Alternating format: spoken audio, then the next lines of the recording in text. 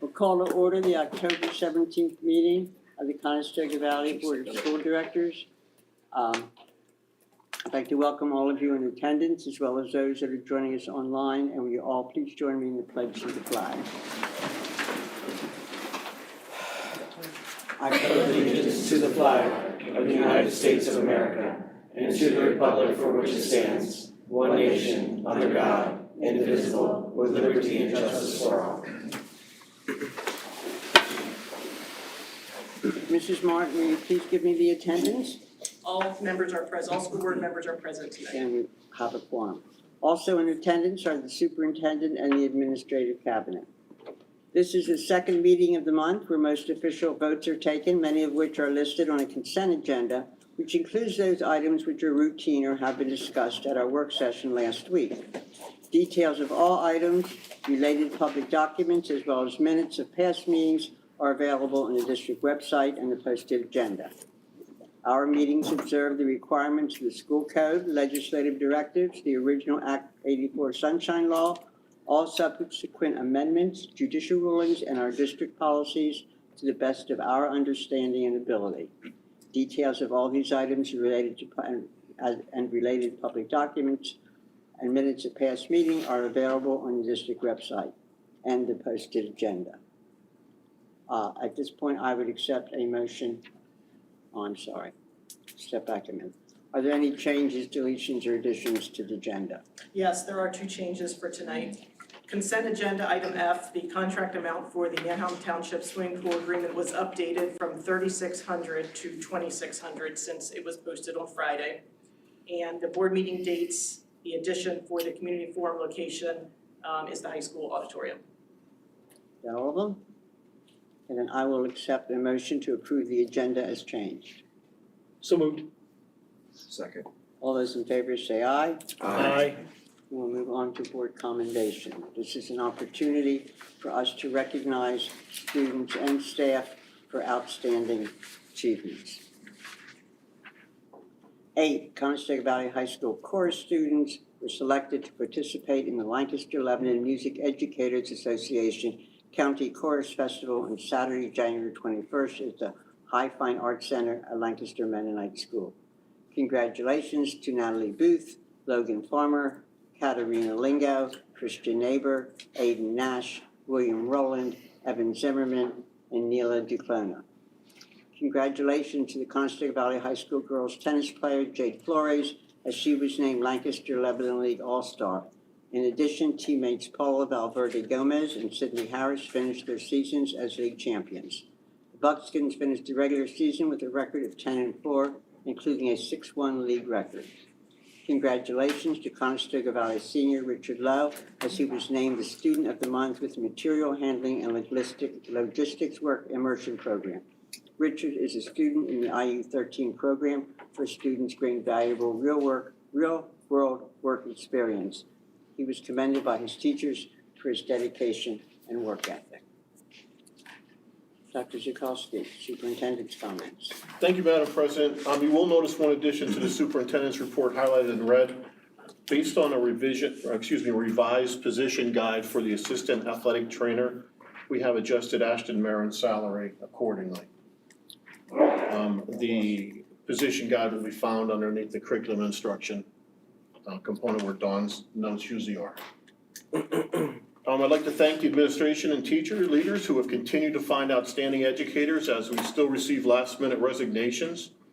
Due to their efforts, I'm proud to introduce a few educators joining our teams to make a positive difference in the lives of every child every day, without exception. The first is really not a new educator, but two words really come to mind: determination, and commitment. Indra Bradley was a long-term sub last year at Leola Elementary, and this year is a long-term sub middle school science up there in the new building. And we are so proud we introduced you last year and reintroduced you this year. So again, Indra, thank you so much for stepping up and making a difference up there. Thank you. I am thrilled to be part of this very exciting year at GHS. Awesome. Elizabeth Faust is a familiar face to us, as she also filled in last year as a substitute in the high school learning support program. She's now being recommended to have her own classroom as the high school's itinerant autistic support teacher. She earned her bachelor's degree in English with a secondary teaching certificate from Messiah College. And while at Messiah, she took advantage of the study abroad program, studying English literature at the University of Gloucestershire. Those English words are so hard to pronounce. Gloucestershire? Yeah. God bless you. In Cheltenham, England. She followed that up by earning a master's degree in special education from Albright College, and we are excited to see the impact that Elizabeth will have on our students. Welcome, Elizabeth. I am very happy to be here and I'm very excited to get started in the district. And finally, Ashley Gilgore. Ashley's a CV resident who's been looking for the right opportunity to practice her counseling skills with our CV students. Fortunately, we have just the opportunity. Ashley will be joining the Leola family as their new elementary school counselor. She earned her bachelor's degree in sociology criminology from Millersville, her master's degree in school counseling from Liberty University, and is working on a second master's degree in trauma and crisis response counseling, also from Liberty University. Solanco's loss is definitely our gain as we welcome Ashley to CV. Welcome. Hi, thank you so much for having me. It's so nice to not only be a resident and a parent of the district, but now an employee. I'm so excited. Awesome. That's all for tonight, Madam President. Well, we welcome all of you.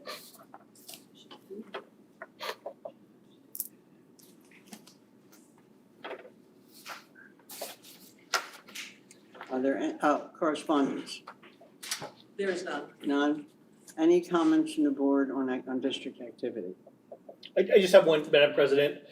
I have a scout who is looking for an Eagle Scout project within the district. We've had some good success with projects in the past, Yeah. so I just wanted to put that out there, that if any principal or administrators have some ideas or thoughts, just reach out to me and I'll pair them both up together.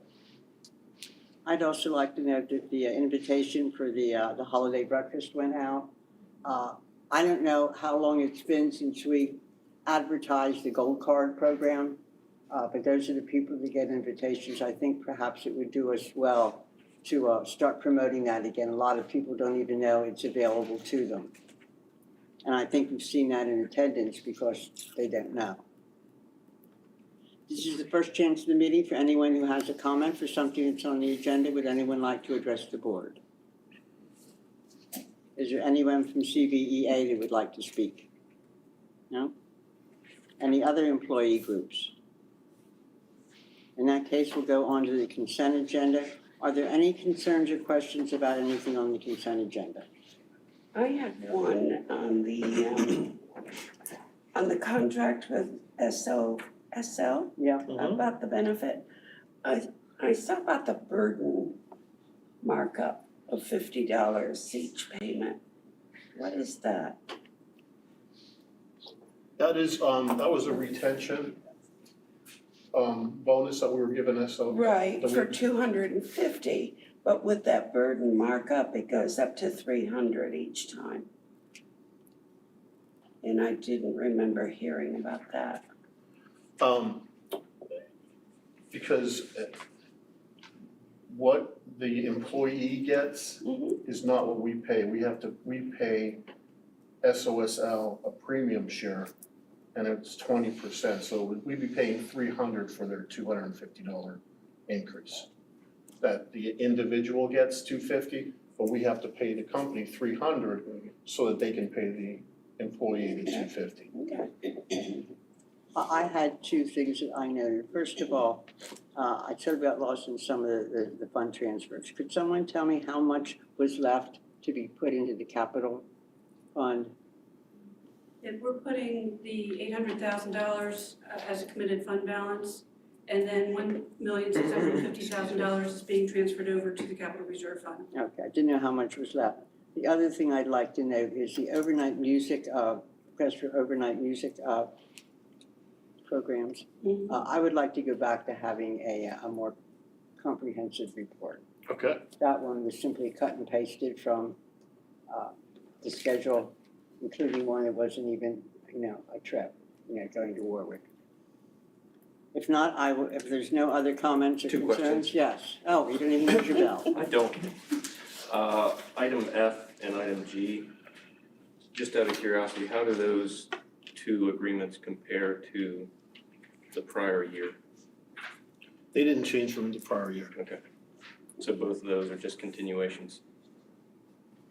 I think sometimes that's included and sometimes not, whether or not it's an increase or decrease or not. Correct. Any others?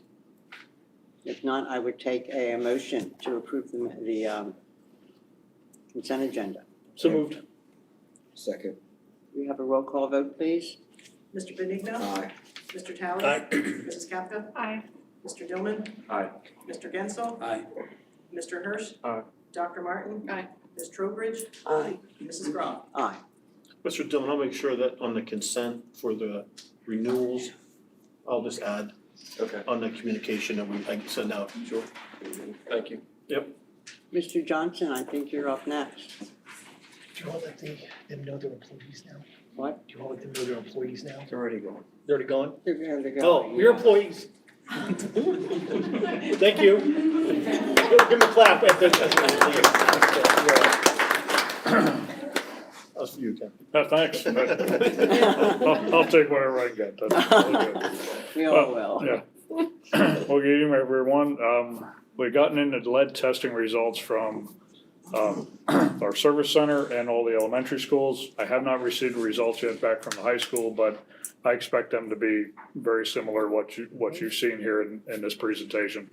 Everything passed across the board as far as lead testing. We're well below even what the minimum requirement, where it even triggers on their radar. So no issues, which is great. So we tested 5 to 6 locations in every building. You have to, the system cannot be used, you basically are doing a first draw, so it cannot be any water drawn from that faucet for a minimum of 6 hours. So when we pull those results, sometimes they're at odd hours of the day, but it's gives us that right time when we're doing it. So as soon as the results come in for the high school, I will send those off to the board for you to have that as well. So, and I included the results for the water test quality for the new building, and you can see in there that all that was of a good quality. It's potable drinking water. So by right, that is coming from the high school, so That's what you say well. yeah, same well. Thank goodness for that well. It was a very good well. So I've been told that we sit on one of the largest aquifers in the county. Really? Yeah. I gotta run a pipe up here. So, Yeah. yeah, we have a well pump that sits in the lower level of the boiler room at the high school. That goes into a filtration system and water treatment, tanks and nitrates and a whole bunch of things that we all replaced and updated as part of the new middle school project. And from there, the water goes into 2 12,000-gallon storage tanks, and then it's pumped out to the buildings. So it feeds this building, the old middle school, the new middle school, and the high school. Just So- out of curiosity, how deep is the well? From the lower level of the boiler room, about 90 feet is where the pump sits. So add probably another 15 feet to that. Okay. It's about 105 feet, but the water is pretty far up in the shaft.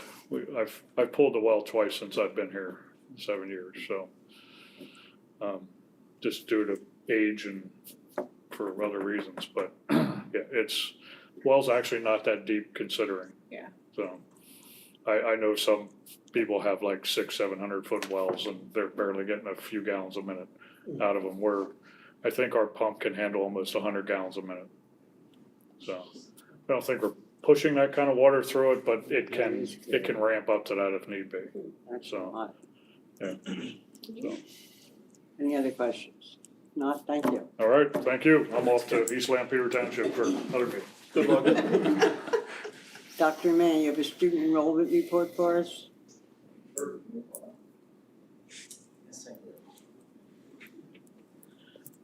Well, good evening, everyone.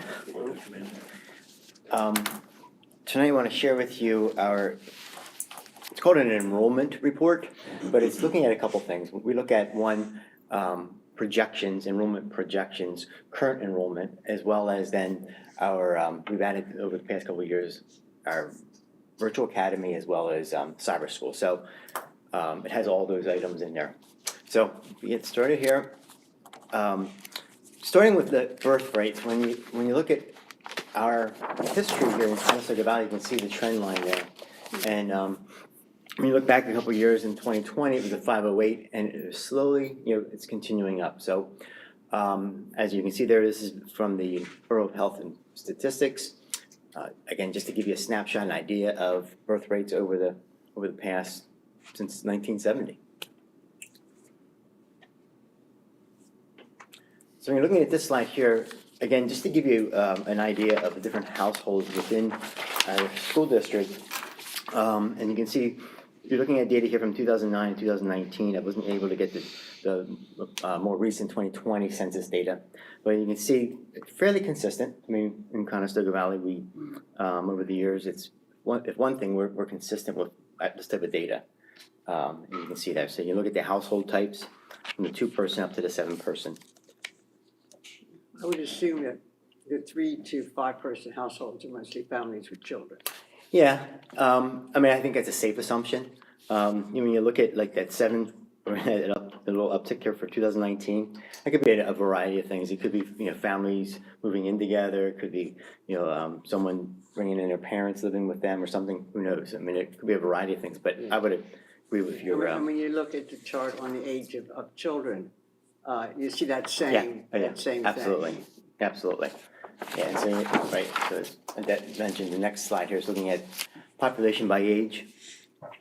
When I was looking at this, I'm thinking, well, if anything, I'd like to be in being positive. When you think about our students, when they come through our system, they go away for a little time, and then they all come back. So I'm sure that's a part of it. But you can see, again, as far as being fairly consistent with our population by age. Okay. Now this next slide here is looking at EOY, which is end of year. All right, so we're looking at end of year data. So I'm comparing 2 years. So you have 2021 and 2022. And over the years, we've done this a couple different ways. We've used end of year data as well as October 1 data. October 1 is the data that, or the snapshot that the state uses in all its reporting. So we're in the process of finalizing our October 1 data right now. So I thought I'd take a look at it and just to show you 2 years in a row end of year numbers. So this is how we ended each of those years. You can see a slight uptick as far as the numbers are concerned from 2021 to 2022. And if you look at like grade 1 and 21, and then grade 2 and 22, for every year there's an increase. So we picked up kids at each grade every year. And it's not unusual, I think, the increase around grade 6 and 7 is often the same thing you'll see once you get to the high school. A lot of these were homeschooled. Yeah. And it gets so with the specialized and advanced courses they want, then they come back into the high school. Yeah. What's the second grade 12? Oh, okay. So when you're looking at the bottom, grade 12, so when you look at numbers, these numbers you can look at 2 different ways. One is the first grade 12 would be students physically in the building up here. The second grade 12 are the students that are in our CTC program. They're not physically up here, but they're part of grade 12. So you have those numbers included. So you can just get a look at what that. They're at the career tech Yeah, center. right. It's the ones here plus the ones, and see, it's not 317, and I was gonna say, well, you said it made it, I thought you were saying that's what it's in CTC, and I was like. Sorry about that, yeah, no, it's plus. Right, okay, that makes sense. Typically, we average about between 50 and 70 students at full day CTC. Do we have to turn many away? I don't think so, but I can't, I would have to I know double we check. I mean, certain sometimes can't get them in programs, the program they Yeah. want. yeah, certain programs are more popular than others, but I'm not aware, Mike, I don't know if you're. I was just gonna say, typically, if a student really wants to go, they'll find a similar program or something that they could still apply to something they wanna do in the future, but I'm not aware of us having to say no to anybody that wants to go. Yeah. They might just have to pick a secondary program. Next slide here looks at our CVVA enrollment, and I put up our fall numbers. So this is one at the start of the school year. If you look at our end of the year numbers, they typically are higher. When students come into the program over the course of the year. So you can see there, we've been trending up. We have obviously the pandemic issue there, that the 525, and then back and down to 84. Now, in our next slide, I'll talk a little bit about that 84, because our program, 2 slides away, is morphing a little bit, and I think in a good way. We're looking at more blended students. So I was gonna ask, Right. yeah. We're We have seeing more more- students in the high school that do some online and some Yeah. at home, and Which is- it's hard to classify them. Right, which is great. I mean, which is Oh, absolutely. what we want to see, take advantage of all our programming.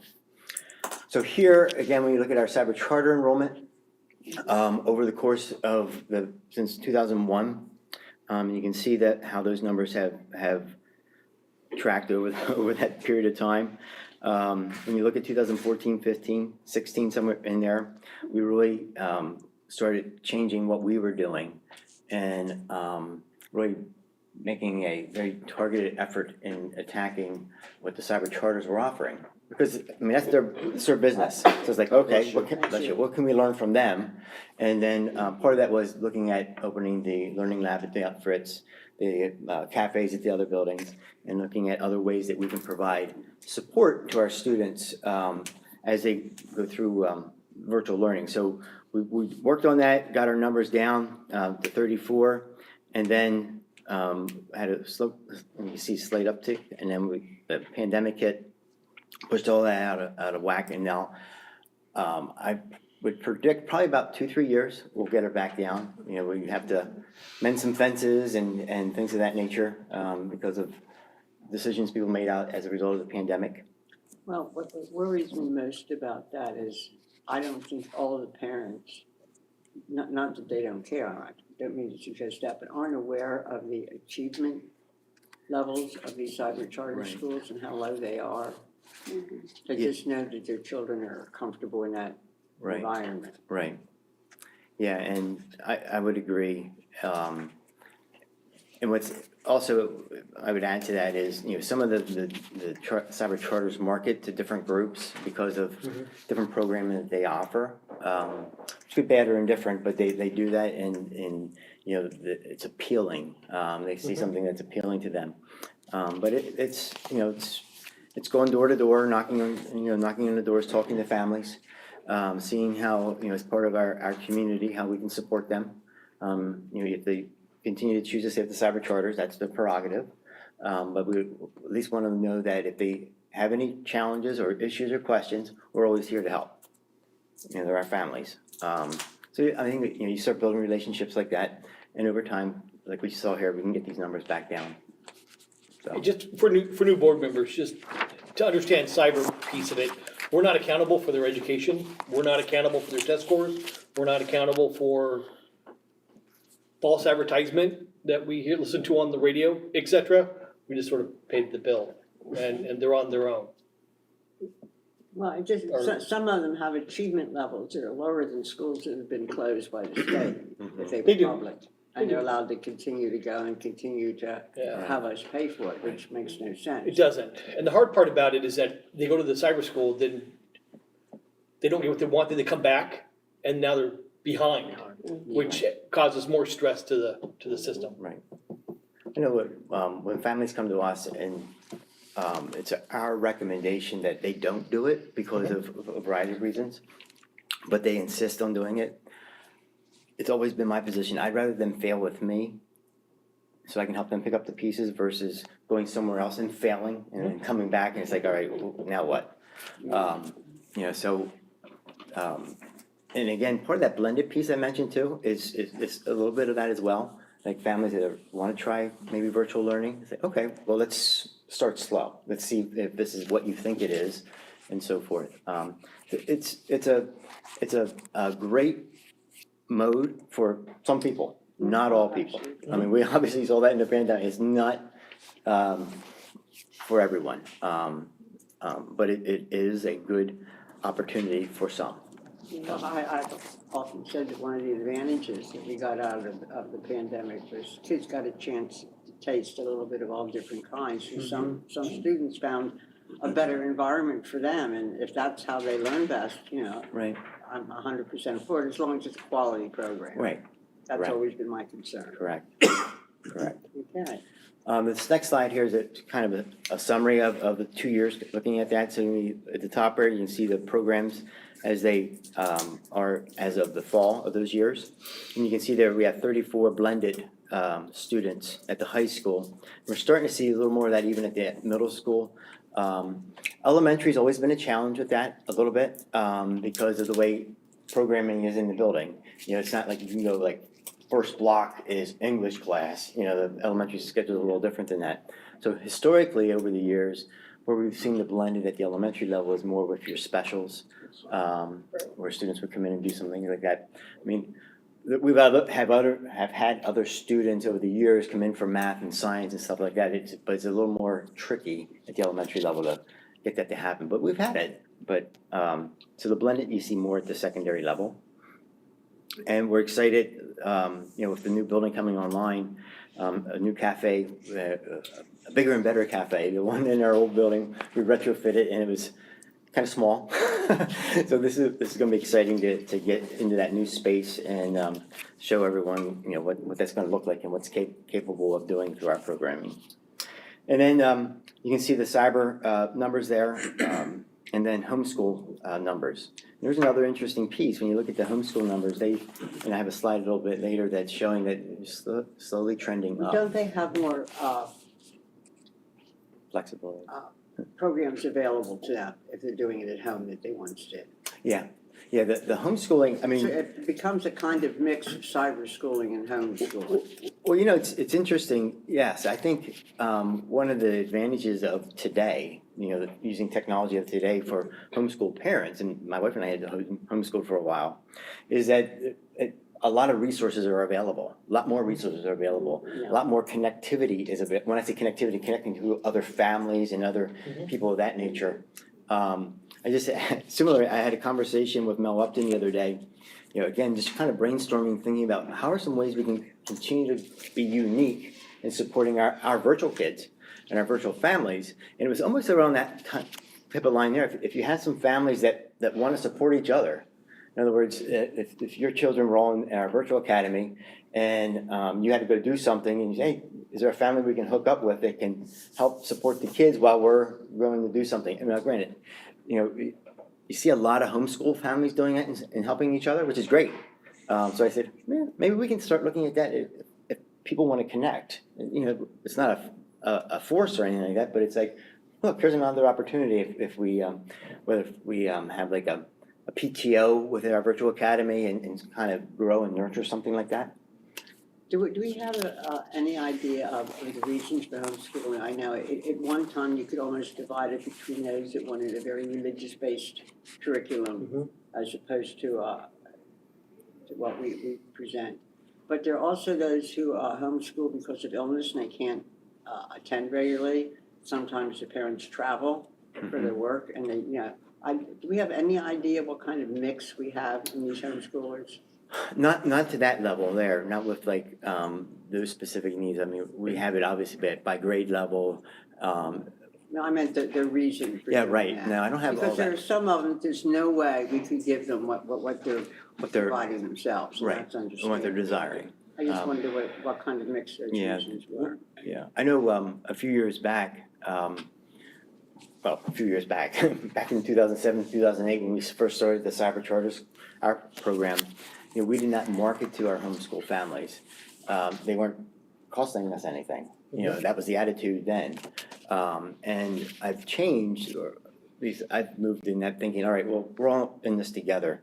They need to be aware of us. They may not want to take advantage of our programming here, and that's their prerogative, but at least they're aware of us because the Cyber Charters are aware of them and have marketed to them. So I thought, well, then I think we need to do as well so that they can make an informed decision if they choose to go virtual.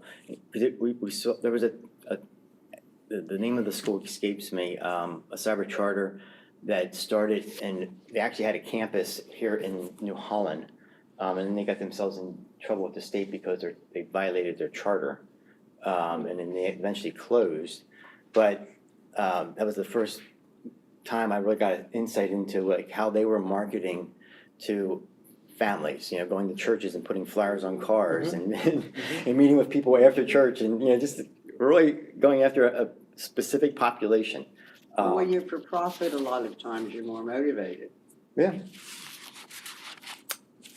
So, so we continue over the past 2 years and maybe 3 years, seeing that number continue to go up for the homeschool families. This next slide, and again, just to kind of put it in the context, the cost of cyber education.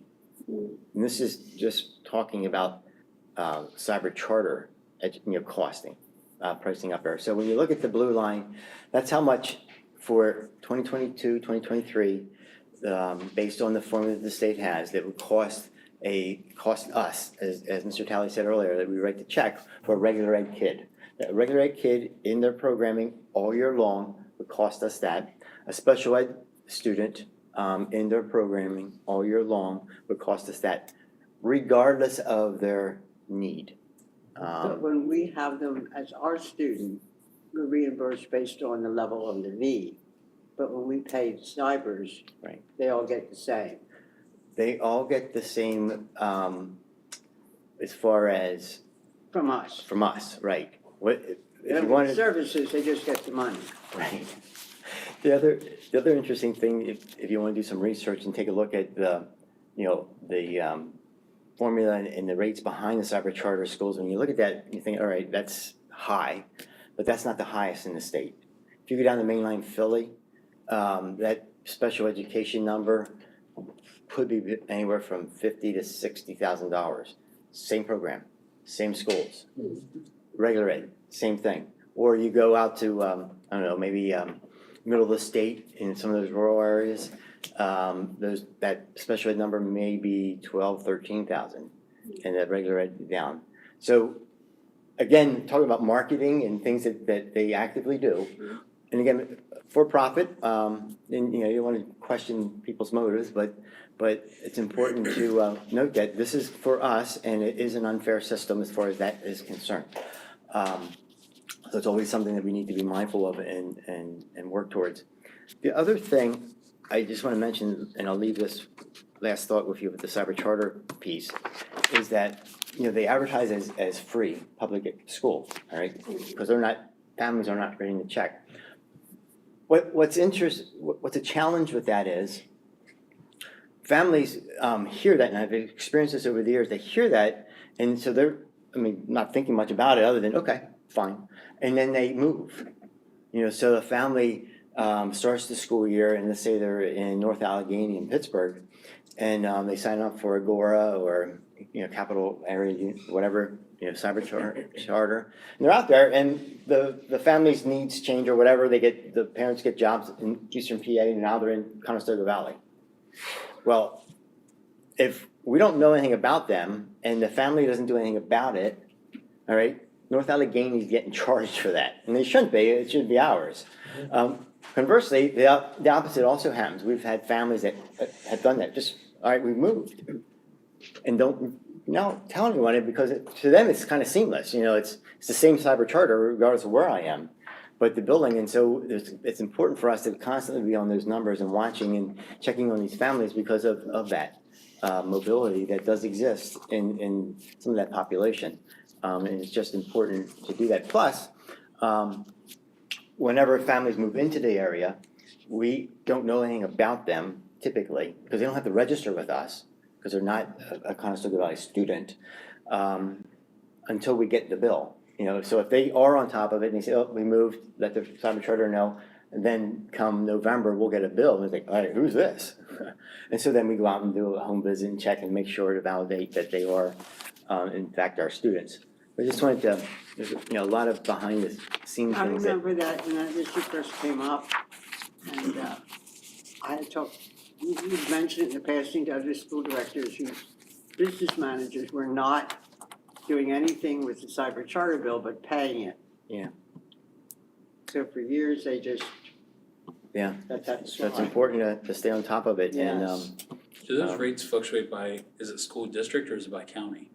It's school district, I don't know if Adele can, Yeah, it's by school district. There's a set formula from the state. starts with our expenditures and there are deductions off of that formula to come up with, and dividing by the enrollment numbers, and that's how we come up with the tuition for regular ed and special ed. Right, so then those districts that have a higher per pupil cost around Maynardville, because they can and they do, is where that higher number then And comes as in. I've said for 20 years, we try to have this fixed and no one will listen to us. So Mark, the same child, that is in 3 different districts, the same child. There's 3 different prices for the same service that they're receiving from the same single subcharge. So do the fluctuations get that high, say in Lancaster County, between the school districts? No, they do fluctuate, but not that high. I mean, Not I like would from here to think, Philly, because I know yeah. that's also I mean, there's- Chester County, Delaware County, it gets a little different, but. right, I mean, I'd have to look, but I think like Columbia's probably the lowest. Yeah. So they're not the same, but they're probably within a range in Lancaster County. Because our expenditures are kind of in and around the same areas. Right. This here is just, again, showing you the numbers for cyber charter and homeschoolers. And then the last slide here is looking at 5-year enrollment projections. In looking at and putting this together, over the years, Phyllis had done this and had looked at a variety of scenarios. A 10-year projection using a 4-year averaging, 2-year averaging over 5 years. The longer you take it out, the less reliable the numbers become. And so I thought, there's no sense, at least for me, I'm thinking, go through all these numbers and, okay, what's the bottom line? I mean, so this one seemed to be the most precise, and so forth. And I pulled this information from the state. So this actually comes from PDE in looking at those projections that we have, that they make. And so I'm just taking their numbers and sharing them with you. And so, it's, when you look at it, you could say there's a slight, there's an increase there. There's, like, as I said at the beginning, with Conestoga Valley, if anything, we're fairly consistent with our numbering, our numbers, enrollment, and so forth. There's always an ebb and flow to all this stuff. But one of the things as I was working on this, I was thinking would be interesting to look into. There's a population that we didn't even talk about, and that's those you mentioned about going like the private schools, non-public schools. And we have a population of families that go out for LMH, Lancaster Catholic, wherever else. I mean, Single town is right, dozens of them. And it's so that's I was thinking to try and capture that, just to get a sense of like, all right, well, how many other students are within our area that potentially could be coming here? So that's one little piece of it. The other piece that for next year that I think would be interesting to take a look at is the mobility of our families. So when that first slide looked at birth rates, like 508. And then a slide that Phyllis used to do would be looking at their survival rate. In other words, the first grader, do they continue on the second grade? Do they come to the third grade, and so forth and so on?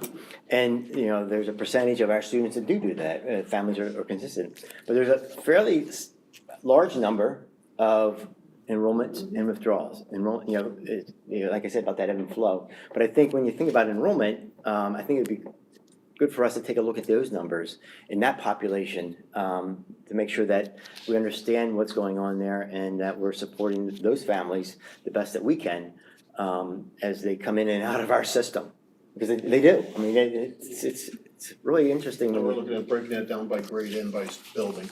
We used to look at building permits. Is there anything big in our future? No, not that I could tell. I reached out to the townships, and unfortunately, only one got back. It was West Earl, and they had nothing. At least that's what they said. I'm not aware of anything other than like Devon Creek is going, and over here off of Greenfield that is kind of like in a holding pattern, but we'll get going. But I can't speak to any more than that. I don't know. I didn't get any feedback directly from them. And we met with them last year, the Greenfield group, and they were not forecasting hardly any children in that development. They were looking more of just a 2-person condos without any kids. was their target area. The other thing I always think is important for us to take a look at, or at least to understand too, when you think about the census, is when developments flip. Where I live, 22 years ago when we moved in, we were the young family, and we were surrounded by older people with children had already graduated from Manheim Township and moved on. Now we're the old people, and I have all these little, like the bus stop at our corner. 4 years ago, I think there was one kid. There's 15 there in the morning. I was like, where'd all these kids come from? Well, I think all neighborhoods age and then turn correct. around again. And Right. this is something when we've done redistricting, we often found ourselves that, we simply lost track of, or we're used Right. to these bus routes. Mm-hmm. And then those kids finally grew and weren't replaced, and you end up with a neighborhood of mostly retired people. And then 5 years later, it turns around again. Right. Yep, and I also learned that new construction doesn't necessarily mean kids. The family that we purchased our house from had 9 children in that house. They retired and built over across from Fritz. They upsized, and it was just the 2 of them. I think, why are you doing that? But so that doesn't always mean more students. Any questions? Thank you very Thanks, much. Don. Thank you. Thank you. The next 2 items are action items. Mrs. Hunsinger? Hi, good evening. So this evening, I am going to ask for your approval for a cash escrow agreement with East Lampeter Township. It's for the new Smoketown Elementary School. And the cash escrow agreement is basically a financial security stating that we will comply with the agreement with East Lampeter Township. It's their stormwater development and management agreement, which is also attached here to this agenda. It's been our practice to use cash escrow agreements. It's been easier in this way, and instead of getting a bank letter of credit, this is just a lot more direct. I will, as an FYI, tell you too that with the cash escrow agreement, when we've complied with all the terms of the agreement with the township, our money is returned to us. So if this approximately $182,000, we will get that back at some point. Again, we've had cash escrow agreements with East Lampeter Township and Upper Laycock Township as well. Questions? How long before it comes back? That's a good question. So with this, it would depend on when we would finish. It might be maybe 2 years, and what the townships will do sometimes, like the cash escrow agreement that we have for the new middle school, started out at roughly about $6.9 million, and we've actually gotten about $3 million back. So we contact the township and work with them, and as the work has progressed, they will return our money to us. So it's kind of, I can't give you an exact date, but it might be 2 years. Obviously, with the new middle school, it's going to, could continue on for a little bit longer yet. And there's no interest added?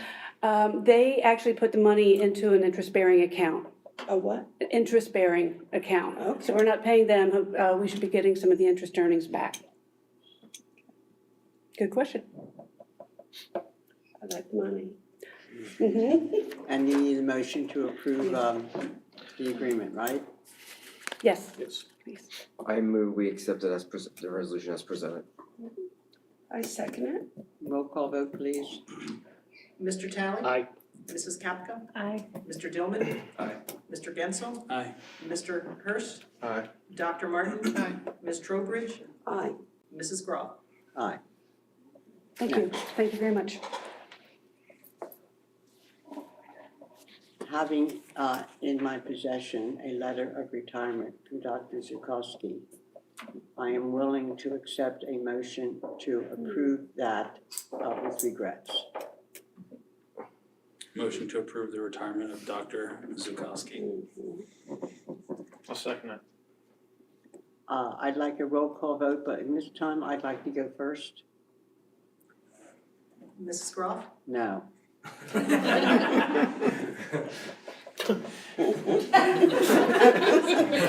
expecting that one. Honest vote. Mr. Talley? Yes. Mrs. Kapka? Yes. Mr. Dillman? Aye. Mr. Gensel. Aye. Mr. Hurst. Aye. Dr. Martin. Aye. Ms. Trowbridge. Aye with regrets. Mr. Benigno. Aye. Are there any questions on the finance and operations reports? Are there any on the curriculum and instruction reports? If not, I'll move on to committee reports. I'll do mine first, they're always at the top of the agenda. I wanted to add to what is already presented in the written IU report, that the IU this year is celebrating its 50th year. From when it was close to fully funded to zero funded, and they have continued to, as you know, give us excellent service. The other thing is that they were just notified that for the second year in a row, they have won LNP's poll on the best place to work in Lancaster County, of an organization their size. We desperately need to find out exactly what they're doing. I won't say desperately so much as I am so impressed with that, because it's the workers that nominate and vote for their own company. And it says a lot about them as an institution. The Lancaster County Academy is still looking for a new place to settle. They had 4 more graduations this summer, 3 from one here in the East Campus and 1 in the West. As of September, CV had 7 of its 10 seats filled. And starting the new year, the Academy got 15 new students, taking them up to 40. And with most of the ones in the West Campus graduating, they got 9 new ones. So they're doing very well, but it is difficult finding another location as convenient as where we are. And I think that's all of my reports. Yes. The CTC, is there any report from the CTC? I'll just make it real quick, because I didn't mention it the other week. If I can find it.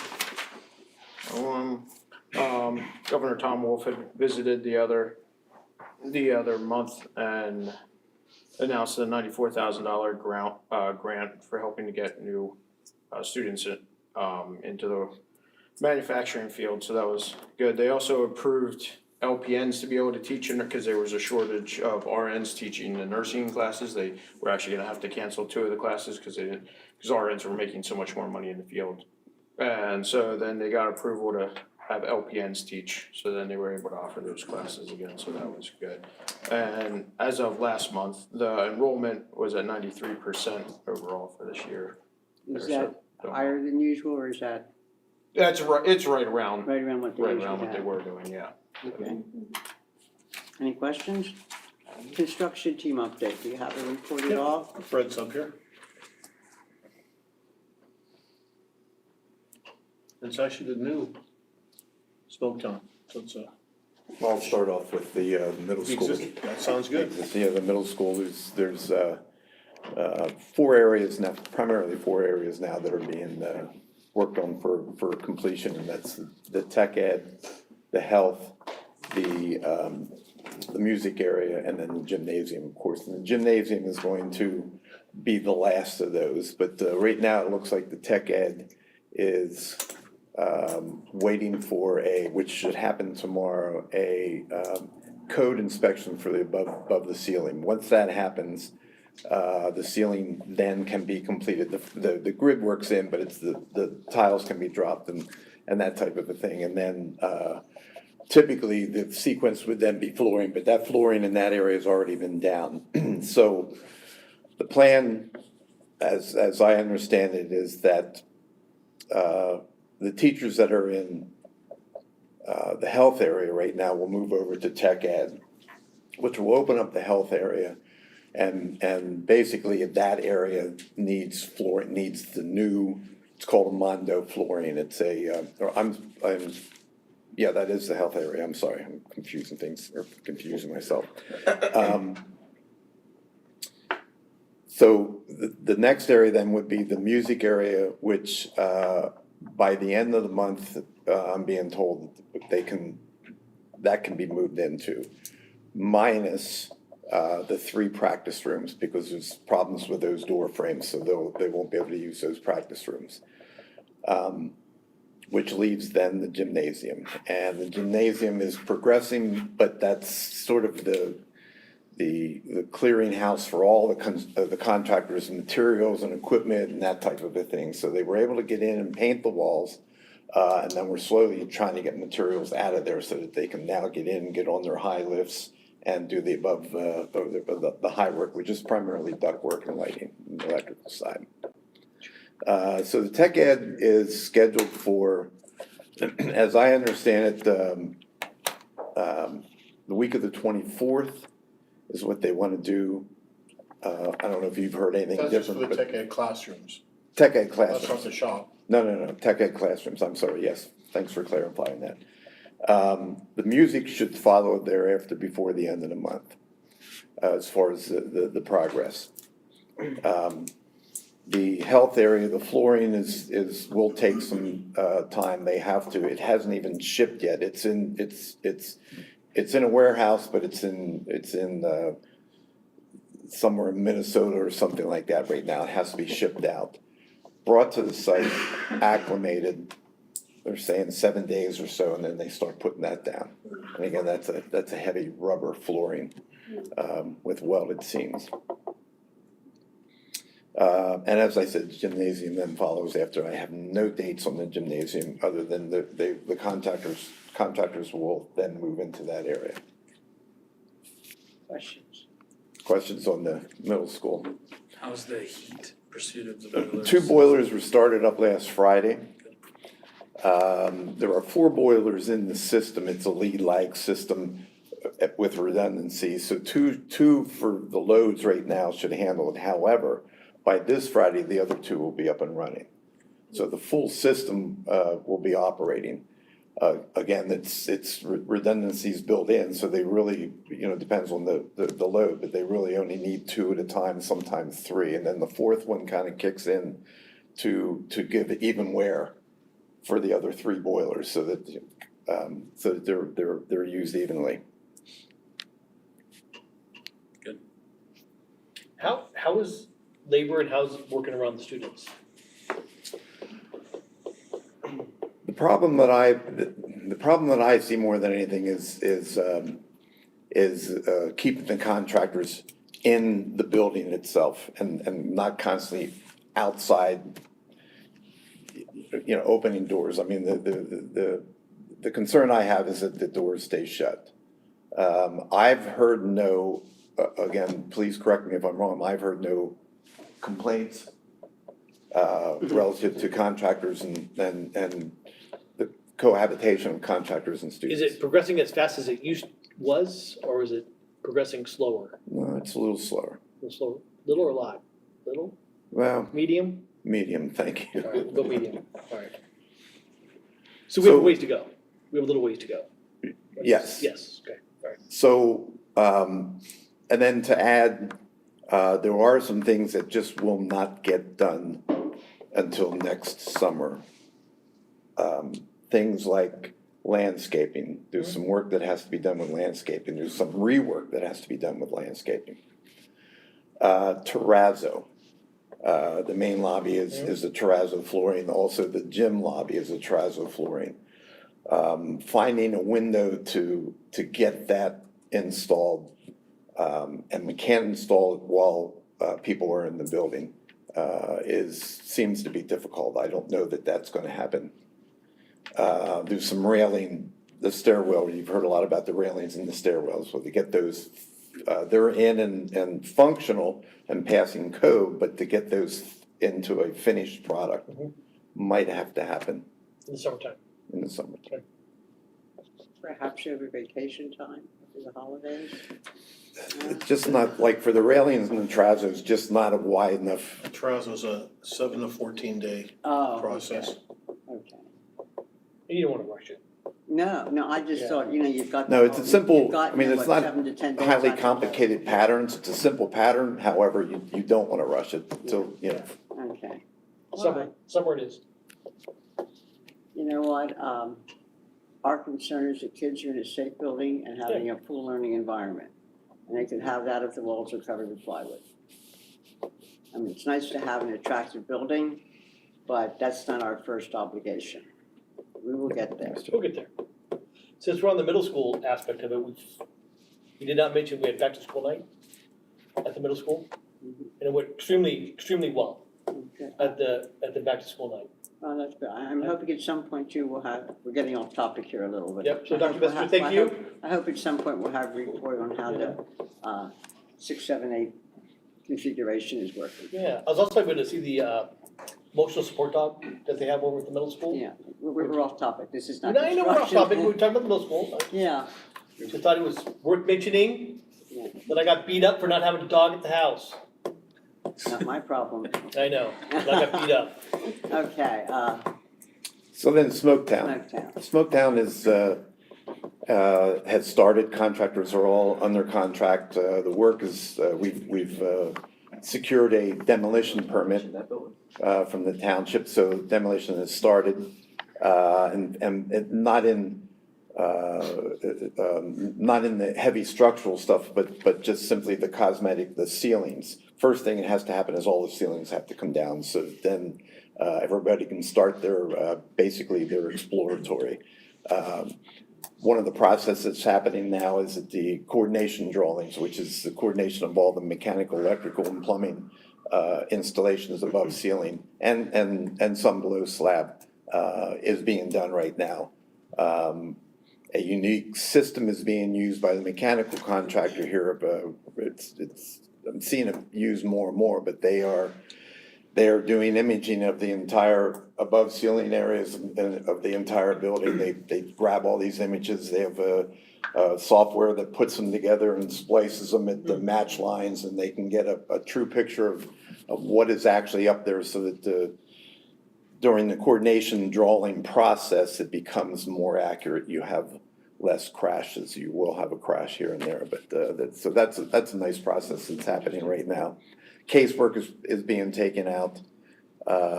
Basically, it's demo contractors and just small crews in the other prime areas, the electrical, plumbing, and mechanical. Any supply issues? Initially, one of the biggest was the switchgear.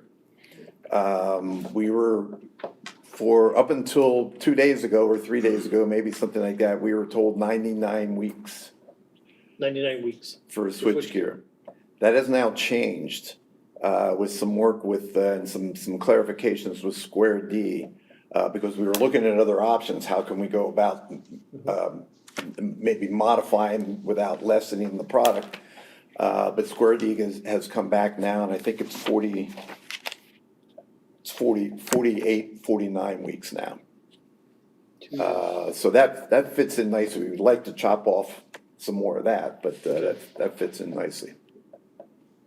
Other than that, nobody's, that's one of the. Boilers on your heating, HVAC, all that stuff. Equipment is not an issue. We're hearing nothing back from, that's part of the questioning that we have during our biweekly job conferences, and we're getting nothing back from anybody relative to that. Well, and the pre-purchase that we're doing, all the chillers and all those kinds of things makes a big impact on that too, so we can avoid a lot of that stuff. As we move forward, I would ask the board if you want information on specifics, that you go to the construction committee.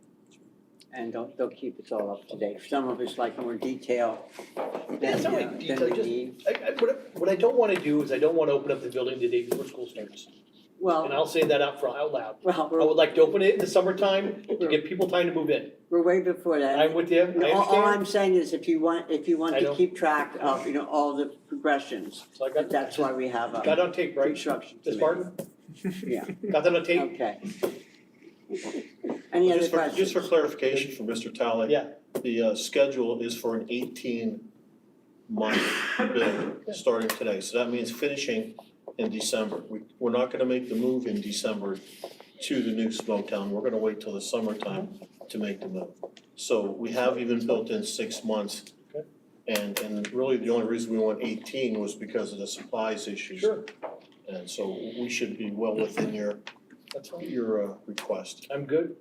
One other concern is, and it's notorious on many projects, is casework. But we're not hearing anything negative there. Okay. But I'm gonna constantly ask because you just never know when something's gonna come around like that. And I think it's a good pilot to actually do work in a building that's empty. So as we look at other schools to see if it goes faster, better, cheaper. That's why we, Yep. that's why we split Yeah. it. Understand? Any other questions? No, thank you. It's not necessarily a question about the report, but Dr. Z, I wonder if there's not an opportunity for educational benefit for the students with a field trip in our backyard, for any of our tech ed students, any of our CTC students. You know, we just heard about scanners for scanning insides of buildings and meshing those images together. I recognize there's liability concerns, but we have a Let's fantastic. see what we can find out. And I'm not sure, certainly you have to check out the liability concerns, but I do that many projects, right on down to elementary students. You know, it's exciting for them to see what, you know, mom and dad do. Okay. All right, thank you, good idea. Are there any other reports from any board reps? If not, are there any board matters that anyone would like to address?